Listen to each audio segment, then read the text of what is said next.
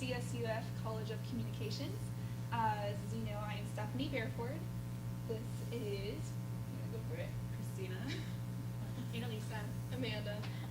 All right, and we'll go ahead and jump into the background. And Annalisa will go ahead and start us off with that. Okay, so the College of Communications was formed in 1988, and then it officially became the College of Communications in 1999. It has 3 different departments: the Human Communications, Communications, and Radio, TV, Film, as well as the subdivisions in each of the department. With our first initial meeting with the Associate Dean, Ed Fink, we learned that the main objective was to create more awareness and to also become more organized.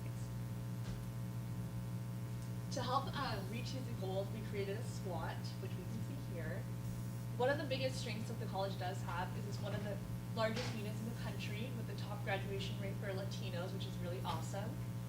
And we also have several different concentrations, which make it very diverse for different students and what they want to focus on. One of the biggest weaknesses was that their social media presence was lacking, especially in comparison to one of their biggest threats, which is the high-low business.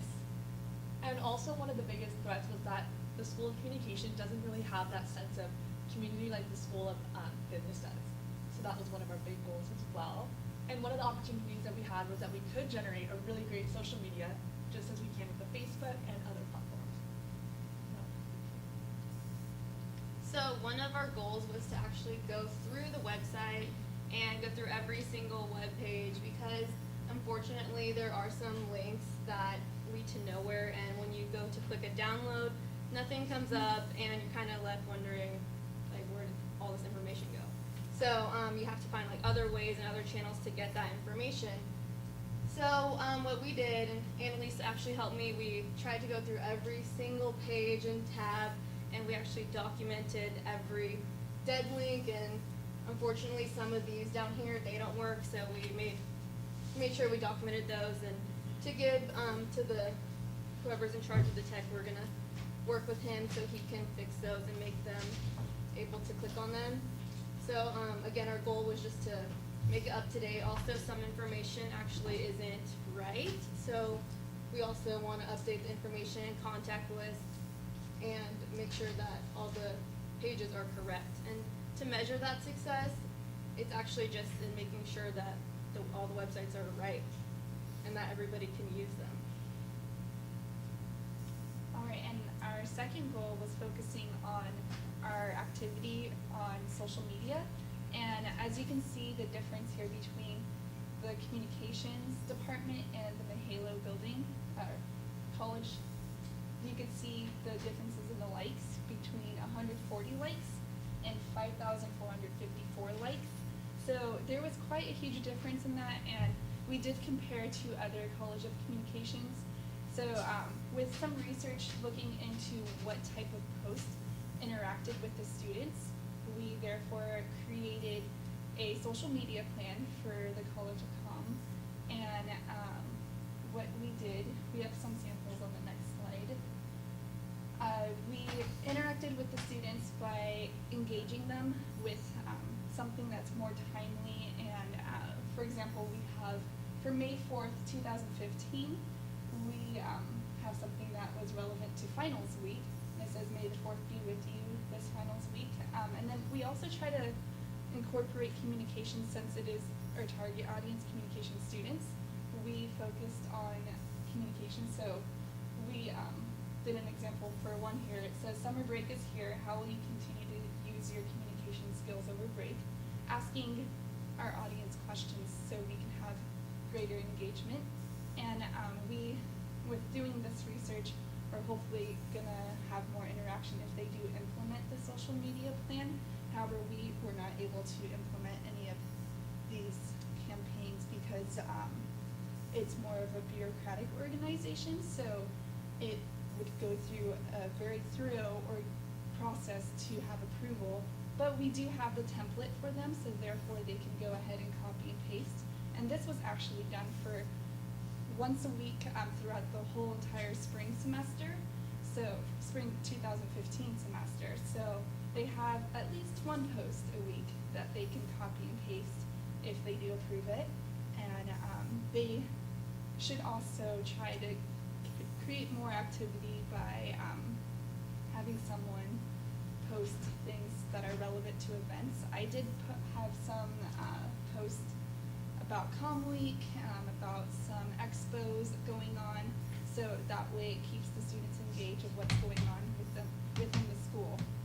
So what we were thinking is that they could possibly hire an intern, preferably a student intern, who is learning about public relations and learning how to interact with the target audience and keep this going on after the fact, after the spring semester, and therefore they can continue to have the interaction that they need. Therefore, if they approve this, and if they stop and they don't have someone continuing with this, then it'll go inactive again, and that will create issues for their social media. And we did suggest just starting off with Facebook, just so they can at least get their foot in the door with starting off with one site and being able to at least fully manage one site. And then once they get that going, then they can get Instagram going, Twitter, and any other platforms that they want to continue with. We have, back to Amanda, she's going to talk about our brochures that we've worked on. So we actually conducted a survey for our target audience, which was College of Communication students, and we got 156 back and for results. And we actually found out that a lot of students do go online to seek information, mainly for their courses and their major and minor courses. And actually, like, another question, right there, it says out of the 156, only 152 never even looked at the brochure, which is funny because this is actually one of the brochures. It's actually for human communications, and it lists every single major course and minor course. So I'll pass that around if you guys want to see that. And I actually made a mock brochure because I don't think that we should just delete brochures and take them away, because I think they are helpful, and after I conducted some research, brochures are really helpful for marketing.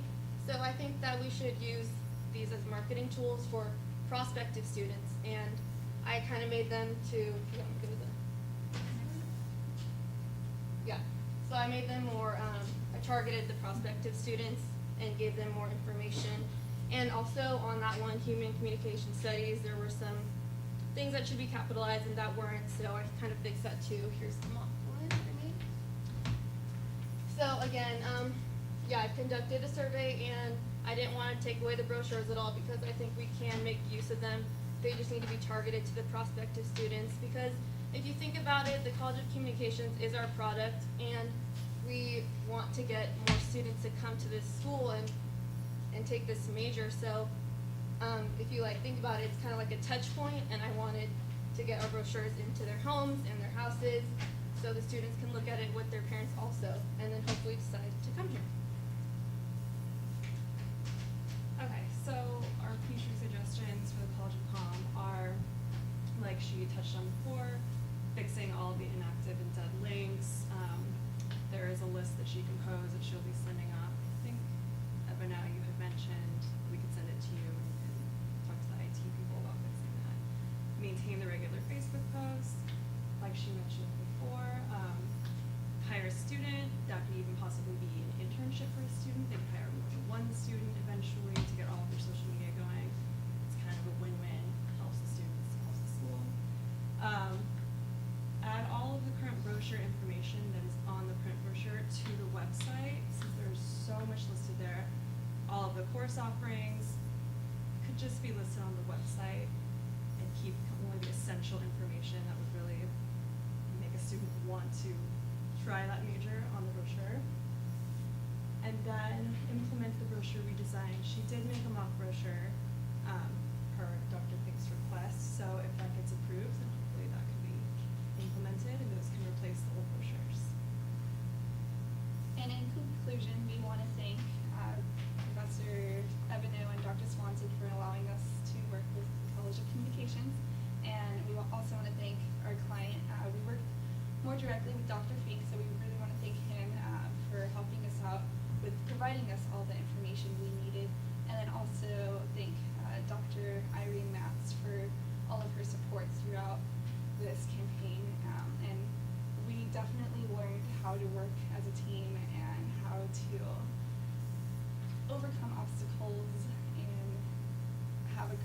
experience with our clients.